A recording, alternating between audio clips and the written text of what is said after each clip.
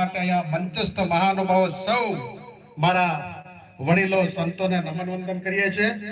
સંતો મહંતો સાધુઓ અને આજ સ્ટેજ ઉપર બિરાજમાન સર્વ તાલુકા સભ્યશ્રીઓ, સરપંચશ્રીઓ, સમાજના આગેવાનો, મોભીઓ, જુદા જુદા કામમાંથી બારિયા તાલુકામાં જેટલા ભીલ સમાજની વસ્તી છે ત્યાંથી સર્વ અહીંયા હું દેખું છું. દરેક ગામમાંથી મોટા વડીલો આગેવાનો છે.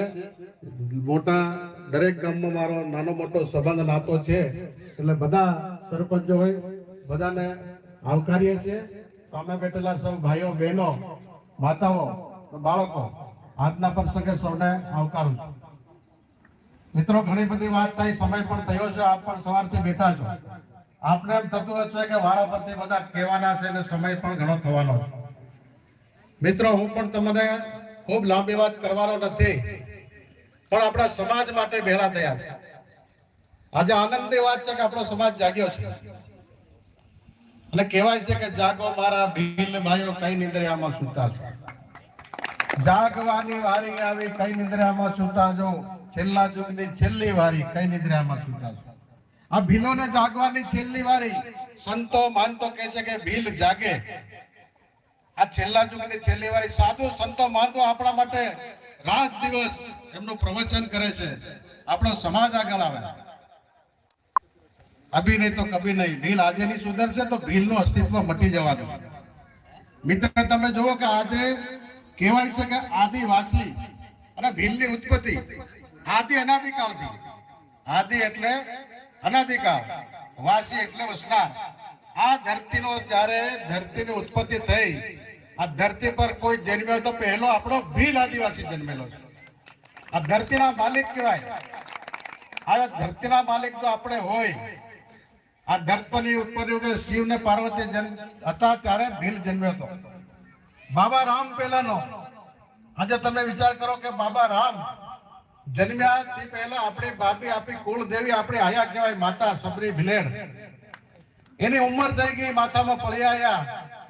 અને એક દિવસ એને એમ હતું કે મારી ઝૂંપડીએ મારો રામ આવશે. અને એ છોકરી આજે ધન્યવાદ છે આ દીકરીને કે એને કીધું કે એક દિવસ મારી ઝૂંપડીએ મારો રામ આવશે ને રામ આવ્યા. એટલે મિત્રો, વિચાર કરો કે આપણી જાતિ કઈ નવરી નથી. આપણે છાતીમાં ગર્વ હોવું જોઈએ કે છાતી ઠોકીને આપણે કોલર ઊંચા કરીને વાત કરી કે આપણે ધન્ય છે આપણી જનતાને, આપણી માતાને, કે આપણે ભીલ સમાજમાં, આપણો ભીલ કુળમાં આપણો જન્મ થયો. ઘણા લોકો, મિત્રો, ઘણા લોકોને જોઉં છું, ઘણા લોકો પોતાની જાતિ છુપાવે કે ભીલ ના કહેવાય. આપણે તો અન્ય સમાજમાં રહીએ, બક્ષીપજમાં રહીએ, ઠાકોર સમાજ રહે, પટેલિયા સમાજમાં રહીએ, પટેલ સમાજમાં રહીએ, પણ આપણે ભીલ કહેવામાં આપણે કચકાઈએ છીએ. કેમ કે આપણે નાના મનોભાવીએ છીએ કે હું લઘુમતીમાં છું, વધારે જાઉં, નાનો છું. ભીલ એવું નહીં. આદિ કુળથી, આદિ અનાદિ કુળથી જન્મેલો કોઈ હોય તો આપણો ભીલ સમાજ છે. એટલે મિત્રો, ભીલે કોઈ દિન ડરવું નહીં જોઈએ. પહેલી વાત તો છે કે જાગવાની વારી આવે છે, આપણે ભીલને જાગવું જોઈએ. અને મિત્રો, સમાજની વાત કરવી હોય તો સમાજમાં રાજકારણ ના હોય. એનો તમને ખુલાસો કરું છું કે આજે એક મંચ ઉપર બધા બેઠા છે. હું તમારા ધાનપુર ને દાહોદ ની વાત કરું. મિત્રો, ઘણા સમયથી 4-5 વર્ષથી અમે મથામણ કરતા હતા, પણ જયારે સમાજનો ઉદ્ધાર કરવો હોય તો પાર્ટી પક્ષ પર રહીને સમાજનો વિકાસ થાય. બાકી પાર્ટી પક્ષ, ભાજપ, કોંગ્રેસ આ બાપ કર્યું તો સમાજનો વિકાસ થતો નથી. રાજકારણનું જે થવું એ થઈ. અમે તો બેગ લીધો છે કે સમાજની જાગૃતિ માટે, અમે જનજાગૃતિ માટે અમે આખા જિલ્લામાં ફર્યા છે. સંતરામપુર હોય, કુબેર ડિંડોર સાહેબના તાલુકામાં પણ અમે જઈ આવ્યા છે. આ ધાનપુર તાલુકા આખા દાહોદ જિલ્લાના દિશા સૂચક છે.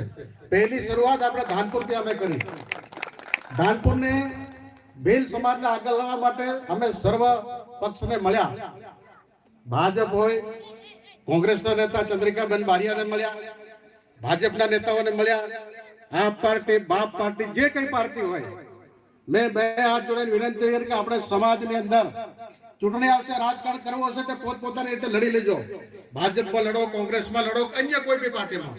પોતાના વિચારો સારા હશે, પોતાની આવડત હશે તો લોકો ચૂંટી લાગશે. વોટ લેવા માટે રાજકારણમાં સમાજ લવાય નહીં. ત્યારે મિત્રો, સમાજમાં રાજકારણ ન હોય, રાજકારણમાં સમાજ હોય. આજે બધા જોવો કે પંચાયત પાર્લામેન્ટ સભ્યો જીત્યા, સરપંચો બધા સમાજને લીધે આગળ. તો મિત્રો રાજકારણ સમાજને આગળ લાવવું હોય તો અમારે બધાએ રાજકારણ ઘેર મૂકીને આવવું પડે, પક્ષ પાર્ટી ઘેર મૂકીને આવીએ તો સમાજ આગળ આવે.